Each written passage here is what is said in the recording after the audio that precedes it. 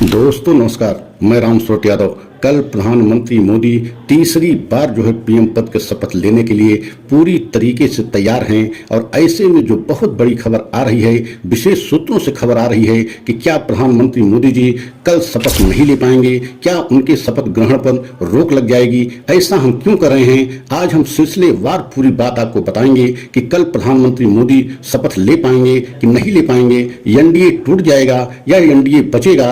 ये सारी बातों को लेकर के बहुत सारे कयास लगाए जा रहे हैं और जिस तरीके से आपने देखा है नीतीश कुमार की पार्टी ने अपनी मांगों को रखा है, उसको एक तरीके से मांग पूरी होना या मांगे पूरी करना मोदी जी के लिए बहुत बड़ी मुसीबत है। और दूसरी तरफ आप देख रहे हैं कि चंद्रबाबू नायडू जो बहुत बड़ी मांग रख दिए हैं और खासकर लोकसभा स्पीकर को लेकर के इस मांग को भी पूरी कर पाना बीजेपी के लिए बहुत बड़ी मुसीबत है। और इसी बात को लेकर के अब बहुत बड़ी खबर आ रही है कि अगर आज शाम तक इन पर फैसला नहीं हो पाएगा तो क्या प्रधानमंत्री मोदी कल प्रधानमंत्री पद की शपथ नहीं ले पाएंगे। जबकि दूसरी तरफ आप देख रहे हैं पूरी तैयारी एक जो है हो रही है और प्रधानमंत्री मोदी को कल तीसरी बार शपथ लेना है। लेकिन आज इसी पर हम खुलासा कर रहे हैं कि क्या प्रधानमंत्री मोदी कल शपथ ले पाएंगे कि नहीं ले पाएंगे। अगर आप हमारे चैनल पर पहली बार हैं तो चैनल को लाइक सब्सक्राइब जरूर करें, वीडियो को अंत तक देखें। तो सबसे पहले आपको ये बताना बहुत जरूरी है कि आपने देखा है कि इस बार के चुनाव में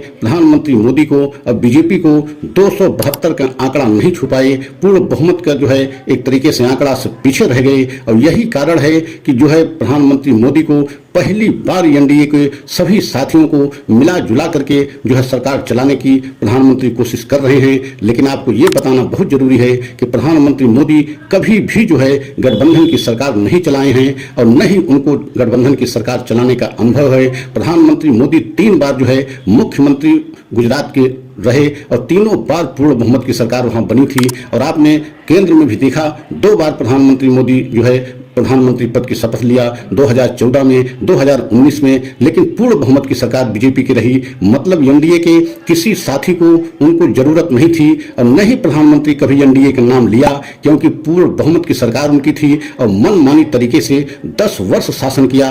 लेकिन इस बार आप देख रहे हैं किस तरीके से प्रधानमंत्री एनडीए को नाम लेकर के अलाप रहे हैं, मतलब बीजेपी का नाम भूल गए, अब की बार मोदी सरकार नाम भूल गए, अब की बार एनडीए की जो है माला जप रहे हैं। तो आप समझ सकते हैं कि मोदी के लिए इस बार कितनी बड़ी मुसीबत है और खासकर नीतीश कुमार को लेकर के और चंद्रबाबू नायडू को लेकर के। और आप जानते हैं कि चंद्रबाबू नायडू के साथ बीजेपी ने किस तरीके से 2018 में खेल किया था कि वहां जो है चंद्रबाबू नायडू की सरकार चली गई और यहां तक कि चंद्रबाबू नायडू के कई बड़े बड़े दिग्गजों को तोड़ करके बीजेपी ने अपने में मिला लिया। और अब समय आ गया है कि क्या चंद्रबाबू नायडू अब उसका बदला लेंगे। और यही कारण है और यही जो है विशेष सूत्रों से खबर आ रही है कि अगर आज शाम तक जो है प्रधानमंत्री मोदी की तरफ से और बीजेपी की तरफ से पूरे तरीके से साफ नहीं किया गया कि जो मांगे चंद्रबाबू नायडू मांग रहे हैं उनको जो है वो मांगे पूरी होंगी कि नहीं होंगी।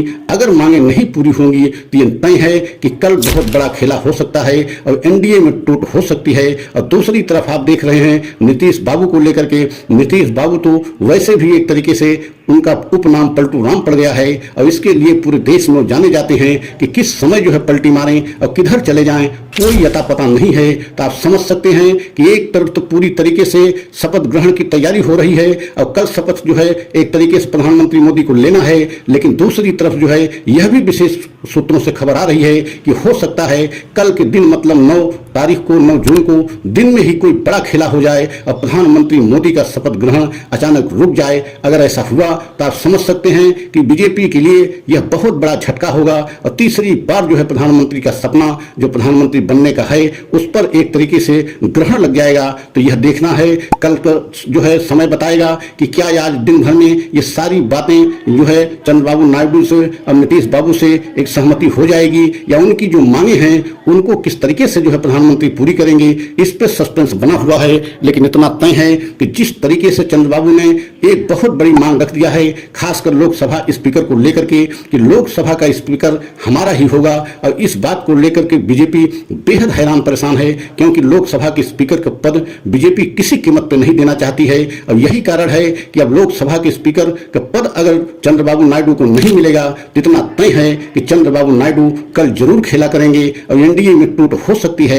और अगर चंद्रबाबू नायडू खेला किए तो यह भी तय है कि नीतीश बाबू भी खेला करेंगे, क्योंकि नीतीश बाबू उनसे पीछे नहीं हैं बल्कि उनसे ज्यादा जो है पलटी मारने के माहिर हैं। तो आप समझ सकते हैं कि कल के दिन 9 जून को बहुत बड़ा जो है दिन में खेला हो सकता है। अगर दिन में खेला हो गया तो प्रधानमंत्री मोदी को जो तीसरी बार जो है प्रधानमंत्री पद की शपथ लेने की जिस तरीके से तैयारी चल रही है, भव्य तैयारी चल रही है, बहुत बड़ा एक तरीके से इवेंट बनाया जा रहा है, तो उस पर क्या ग्रहण लग सकता है अब नीतीश बाबू के ऊपर और चंद्रबाबू नायडू के ऊपर ये पूरी तरीके से सस्पेंस बना हुआ है कि उनकी मांगों को क्या बीजेपी आज शाम तक पूरी तरीके से सहमति दे देगी कि जो चंद्रबाबू नायडू मांग रहे हैं उस पर हम तैयार हैं और नीतीश बाबू भी जो मांग रहे हैं उस पर भी हम तैयार हैं। अगर ये सहमति आज शाम तक बीजेपी दे देती है, प्रधानमंत्री मोदी की तरफ से सहमति मिल जाती है, तो ये माना जाएगा कि कल इनका शपथ ग्रहण होना एकदम निश्चित होगा। अगर ऐसा नहीं हुआ तो कल दिन में कुछ बड़ा खेला हो सकता है। और उधर बीजेपी के कुछ बड़े दिग्गज भी नहीं चाह रहे हैं कि प्रधानमंत्री मोदी तीसरी बार सत्ता में वापसी करें, और यही कारण है कि उधर पीछे से बीजेपी के बड़े बड़े दिग्गज भी इस बात को नहीं चाह रहे हैं कि तीसरी बार प्रधानमंत्री मोदी पीएम को जो है शपथ ग्रहण लें और शपथ ले सकें। ये बीजेपी के बड़े बड़े दिग्गजों का मानना है। तो आप समझ सकते हैं कि अभी पूरी तरीके से तस्वीर साफ नहीं है कि प्रधानमंत्री मोदी कल शपथ लेंगे या नहीं लेंगे। कल के दिन बहुत अहम होगा और खासकर प्रधानमंत्री मोदी के लिए बहुत ही जो है कल के दिन बड़ा दिन होने वाला है। अगर हमारा वीडियो आपको अच्छा लगा हो तो लाइक सब्सक्राइब करें, कमेंट के द्वारा अपनी राय अवश्य दें। अगला वीडियो पुनः लेकर के आएंगे। जय हिंद, जय भारत।